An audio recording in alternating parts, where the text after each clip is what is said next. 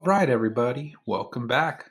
Today we're going to be looking at a new data structure called the tree. So, what's up with the tree? Well, the tree is a non-linear data structure. Now, what's a linear data structure? It's basically what we've worked on before: arrays, dynamic array, linked list, doubly linked list. All of these things, the way you traverse or the way you go through this data structure is at one end you start and then you just visit the next element in there in a linear fashion, right? So there is no branching. You just start in one end and go to the other end.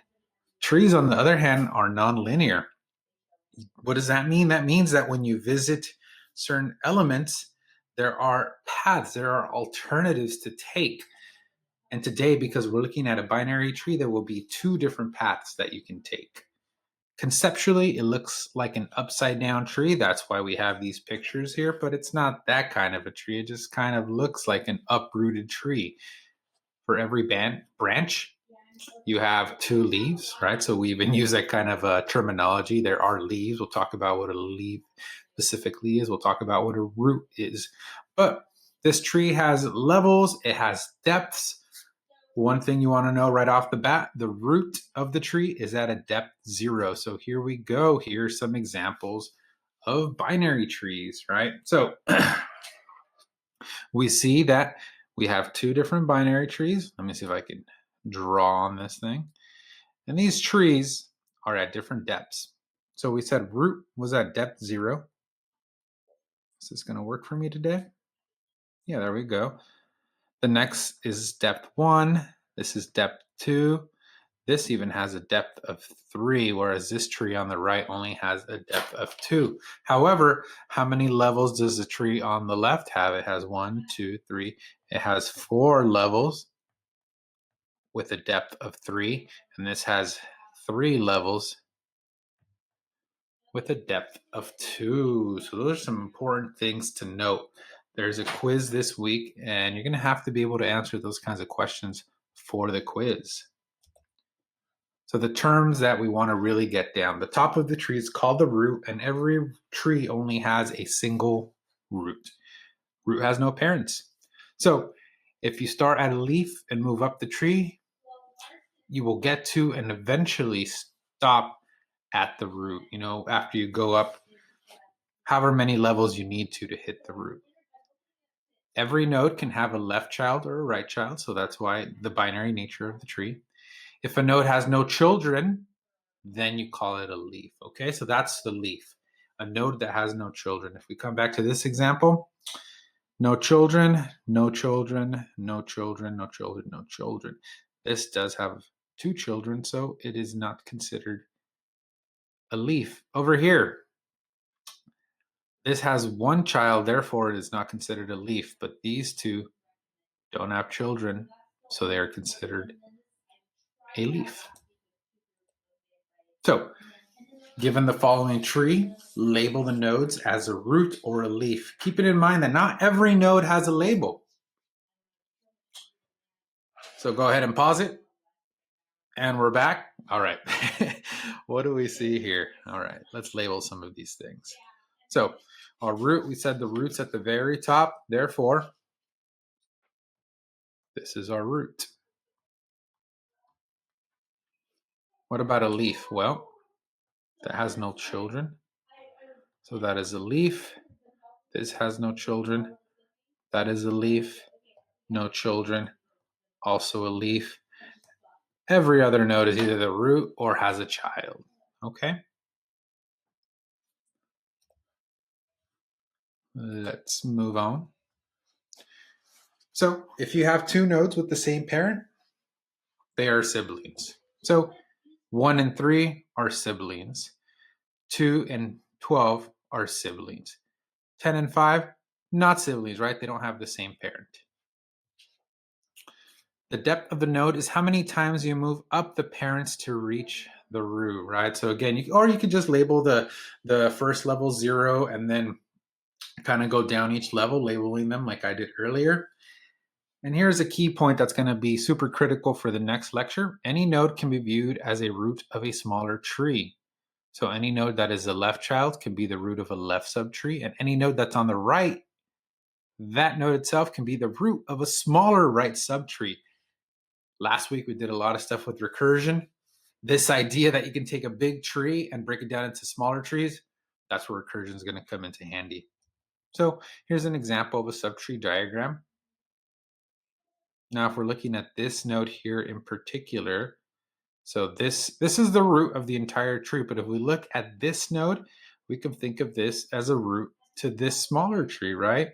Or this can be the root to a smaller tree. Just like over here, we could also have a small tree. So another exercise, what nodes are in the left subtree of 2? All right, so here is 2. Here is the left node. So what nodes are in the left subtree of 2? 10, 1, and 3. What nodes are in the right subtree of 34? So here's 34, here's the right subtree. So here's our nodes. And those again are kind of their own little tree. Some more terms you need to know. This is a full binary tree. And you kind of look at it and you go, okay, yeah, everything's taken up. But if we want a definition, for example, what we have in the book, it says that every leaf has the same depth, right? So here are the leaves. They're all at a depth of what? 3 or 2? They're at a depth of 2, right? This is depth 0, 1, 2. And it takes 2 jumps to get up to the root. And every non-leaf has 2 children. That means, so this is a non-leaf, has 2 children. Non-leaf, 2 children. Non-leaf, 2 children. Cool. This is a full binary tree. You could also use this definition where every non-leaf has 2 children and every node has 0 or 2 children. That should also give you a full binary tree. We have another term as well, a complete binary tree. So all added nodes are added at the leftmost possible spot, and every level is completed as much as possible with the exception of the final level. So notice above the final level, everything is full. And starting at the final level, we start populating from left to right. If I had this one over here attached to like the 4 or the 23 or the 42, this would no longer be a complete tree because an added node should be added at the leftmost possible spot. So here's an example of a tree that is not full and it is not complete, right? It almost looks like a complete tree, but to make this complete, what you would have to do is you would have to get rid of this here, and then the 1 would go here, and the 45 would go there. There we go. We now have a complete tree. All right. Another exercise. What is the depth of a full tree with 7 nodes? All right. What is the depth of a full tree with 7 nodes? Let's do that one together. And then the other one I'll leave as a bonus for you to try. So remember, this tree is full. So there's 7 nodes. So here's 1, 2, 3, 4, 5, 6, 7. There's a depth 0, 1, 2. So what is the depth? The depth is 2. There are 3 levels. What is the depth of a complete tree with 11 nodes? Okay, I won't do that one with you, but I will tell you that it has, let's bring back that drawing tool. It has 4 levels and its depth is 3. So draw it out and convince yourself that that is the case. We have 2 trees here, A and B. Are these trees full, complete, both, or neither? Let's look at A. So does every leaf have the same depth? Yes. Does every non-leaf have two children? Yes. Therefore,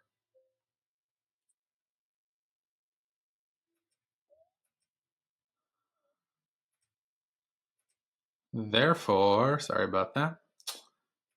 This is both. What about the one on the right? Is every leaf at the same depth? No. So right away, we've eliminated a full tree. What about a complete tree? Yes, look at that. All the levels above are completely full except the bottom one, and all the nodes have been added from left to right. Therefore, this is a complete tree. All right. Excellent.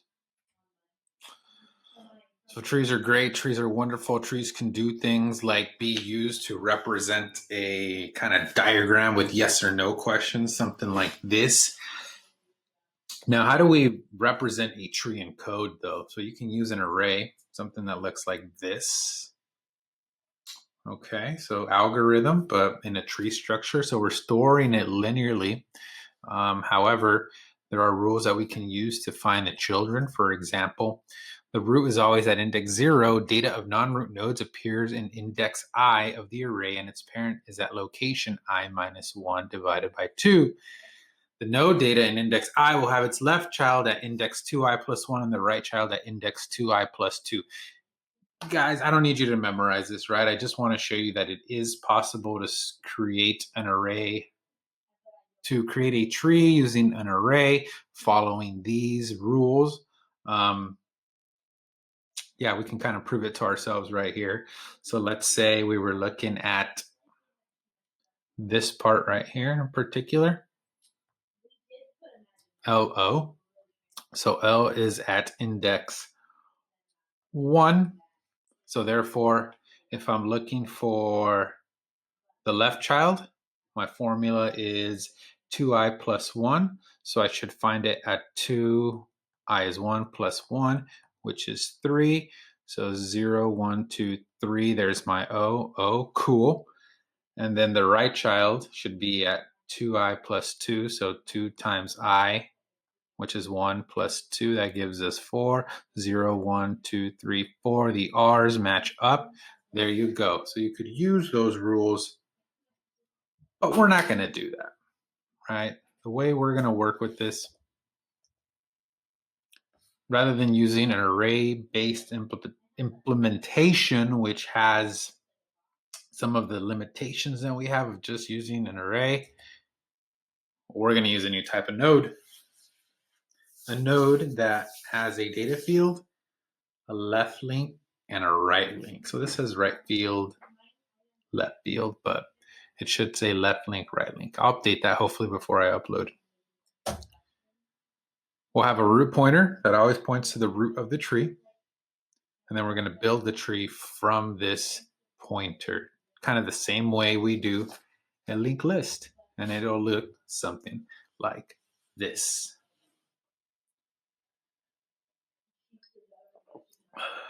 Well, this diagram also says left field, right field, so maybe I'll just keep it field to be consistent. But in any case, we've got our pointer that gives us the beginning of our tree, and then we can see that the tree, left field points to another node, right field can point to another node. If it doesn't point, we've got a little slash here that represents null. It's got one more function in there that's probably good to have. We want to know if this node is a leaf. And how could we check if a binary tree node is a leaf node? Keeping in mind that a leaf node has no children. Well, let's go back. What would have to be null in order for, oh, I kind of just gave it away. What would have to happen in order for a node to be a leaf? I said the word null, therefore I kind of gave it away, maybe not. But basically the left field and the right field would both have to be null, again, because a leaf has no children. So if both of these are null, that means they're not pointing to a node. That means you have a leaf. So here we go. Here is our new BT node, which stands for a binary tree node. It is templatized for your convenience. Very nice. We see our constructor. We see our data, which is basically a getter for the data. We've got a left and right, which gives, again, some more getters. We have some setters, set data, set left, set right. We have the const version of some of these functions, and then we have is leaf, right? So this is ready for you to take, to copy, to paste, to drop into a program and get going.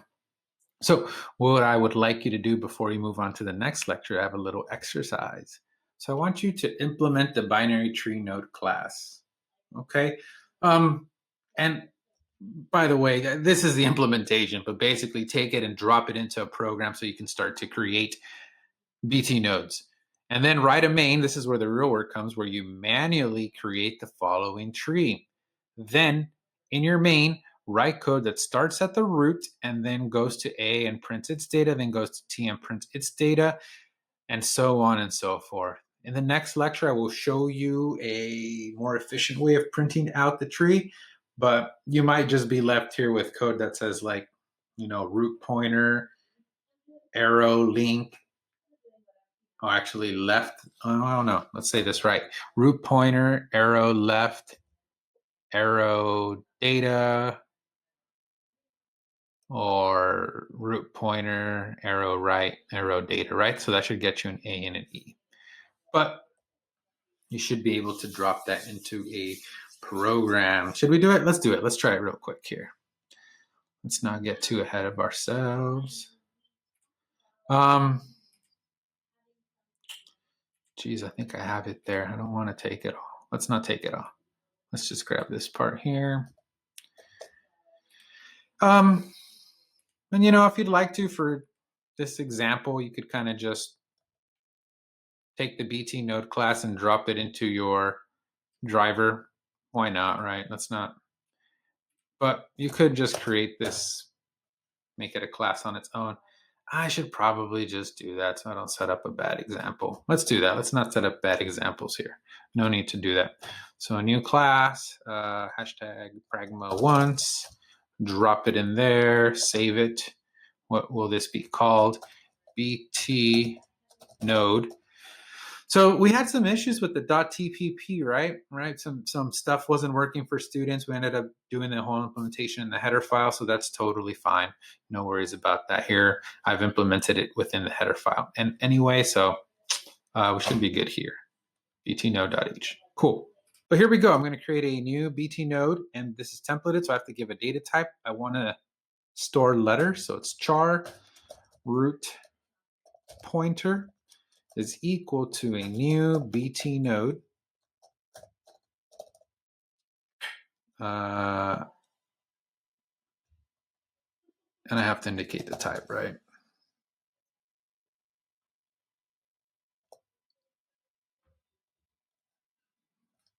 And I should probably also indicate what I want to store in it, which is a B.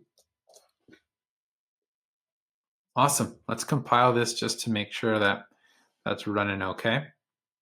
I'll show you how to set up something for the left and then get you on your way. Okay, so let's go to my downloads folder. Let's compile. And we have errors. And it looks like I probably forgot to templatize the class, and I did. Did I leave it back here? Did I just, yeah, I probably forgot it. So we can't forget this is a templated class, so I have to write template, class, item, save that file. Let's try it one more time. Cool, that compiled well. Okay, so let's add one more node here, and then I'll start to print it out to kind of give us an idea on how to do that, and then you can set off to try this for yourself. So set left, what do I want to set the left to? A new BT node, char, which stores the letter A. And then how are we going to print this out? Well, let's go ahead and print out whatever's at root pointer data. Maybe something like that. Oh, and I'm using output, so let's throw in an IO stream. And what about the next thing I want to print out? The A that I just added. So I would say root pointer, arrow left, arrow data. Why don't we throw a new line in here? Let's save it. Compile. More errors. Okay. Did I forget? Of course I did. I forgot that left is a function. Thank you, compiler. Here we go. Let's run it. And then we have our B and our A. So again, you want to create this whole tree, but I think I got you started. All right. So I will see you for the next lecture where we will cover some more interesting things you can do with the tree.